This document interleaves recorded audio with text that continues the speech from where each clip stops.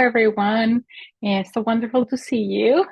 Oh, I'm amazed. Thank you so much for sharing your wonderful idea, the great things you're doing in the classroom. And I mean, it's colorful and engaging in so many levels, right? Including making it very participatory for our students so they themselves have buy-in into what's happening in their class, which all the things that you share are pieces and parts of Universal Design for Learning, which came from Universal Design, which it was initially an architectural principle or framework. And so I appreciate you sharing because it's so wonderful. And that brings up how important that this wonderful content that is created by each one of you and many other faculty members that all students can access it, right? And be able to do what you expect them to do, and then to enjoy and grow and learn.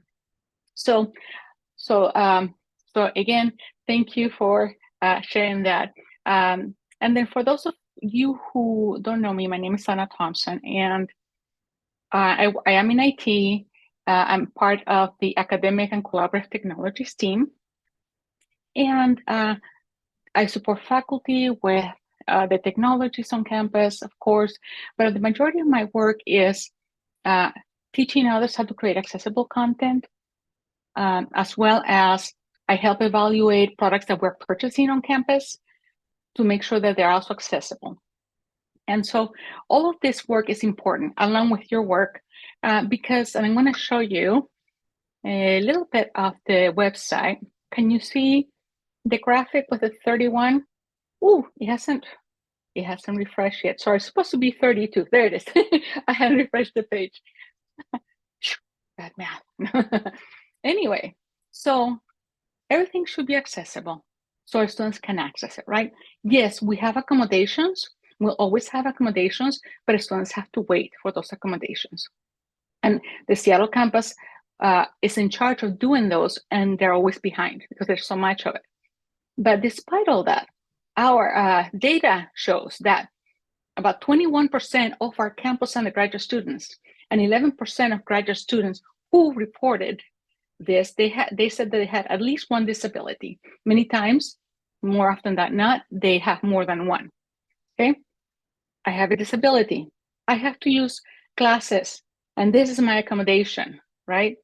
I also began losing my hearing, unfortunately, because I love music. And so I'm glad it's not too bad yet. So if you're talking to me and I go, can you repeat or I'm asking, it's because of that. So also, thinking about these numbers, our students on campus and all the higher education campuses, all of these data is from those students who participated in the surveys, who did report, but there are many who do not self-identify for a variety of reasons. And that's an even more push for us to make sure that our content is accessible. The wonderful, wonderful content that you create is accessible.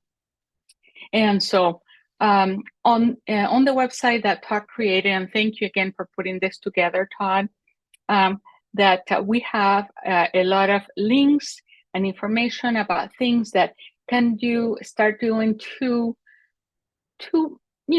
making content accessible. And you don't have to do it all at once. Start with one thing. Perhaps making sure that all of your images have alt text.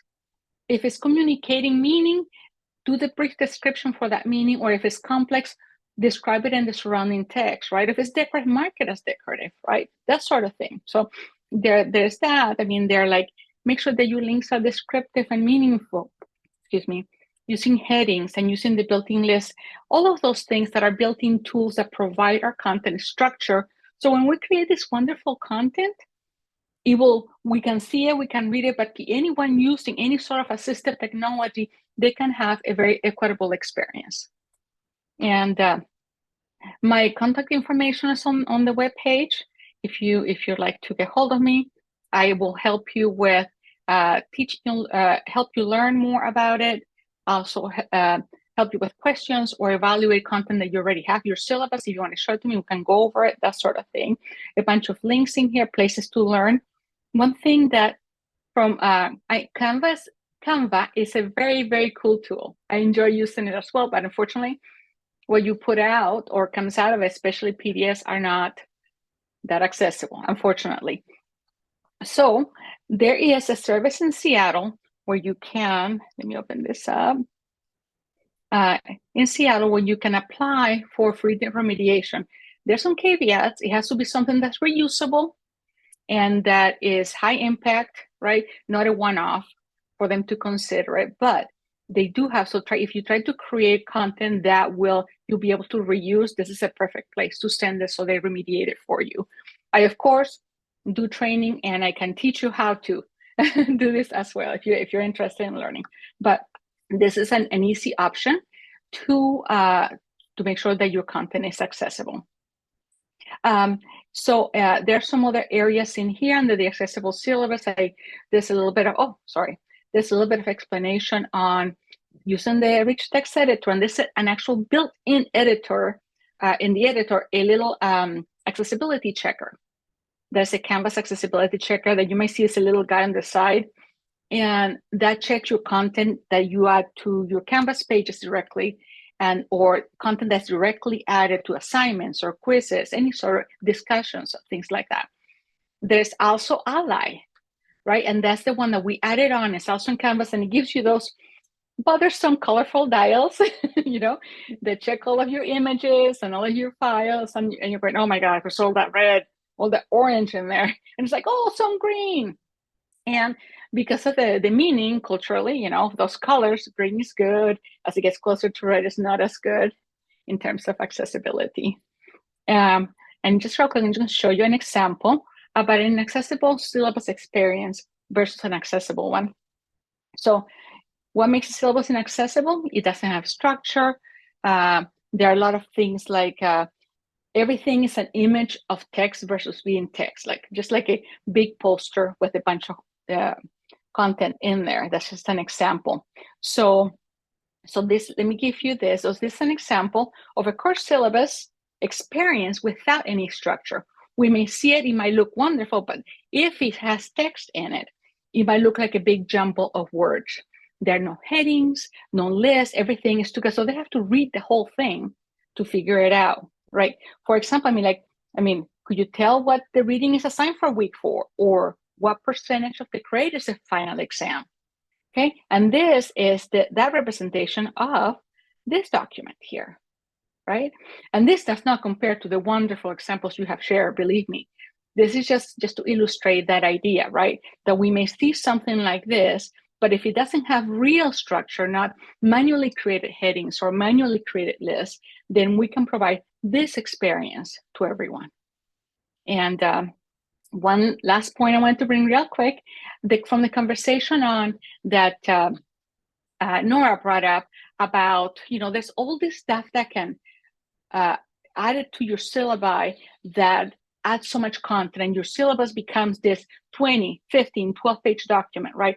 Policies and things that are important, but sometimes detract, or students don't even read it, right? An idea, okay, and this is being done at the School of IAS, they created an e-syllabus, which is a centralized document, and you may think about considering talking to your dean and people in your schools. It's like, hey, could we use something like this school-wide, or at least, in a program-wise, something like that. But the more centralized, there's less to update, right? But something that has, if you want to customize it for the school, you can add school core objectives, but also all of the other information that's repeated throughout all the syllabi on our campus, right? That is very pertinent and important information. So this is what, I'm not saying 100%, but the majority of our faculty in IAS are using instead of adding this to their syllabus. So that way they concentrate on the actual content of their syllabus that's related directly to the course. And this is offered as a resource that students can check. And you, of course, can have activities. You can have, annotation, for example, like Jingying was saying, was demonstrating. You can do different things to help them engage with this as well, but just a little help. So I appreciate being here today and being invited. Thank you so much.